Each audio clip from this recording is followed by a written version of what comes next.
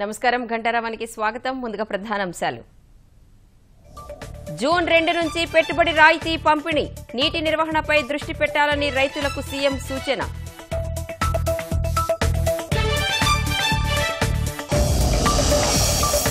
దక్షిణాదిలో పార్టీ మరింత బలోపేతమే లక్ష్యం, జగన్ ప్రధానిని కలవడంపై చర్చెందుకన్న వెంకయ్య.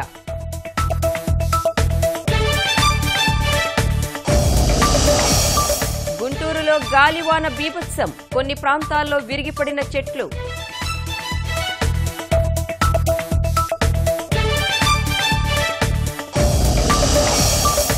వడదెబ్బకు 13 మంది మృతి, ఎండలు మరింత ముదురుతాయని అధికారుల హెచ్చరిక.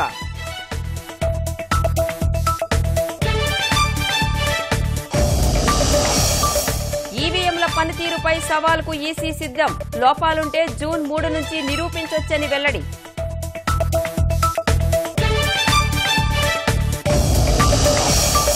ఉగ్రదాడుల్లో అమరులైన జవాన్ల కుటుంబాలకు 1 కోటి పరిహారం, బాధిత కుటుంబాలకు అండగా నిలుస్తామన్న రాజ్నాథ్.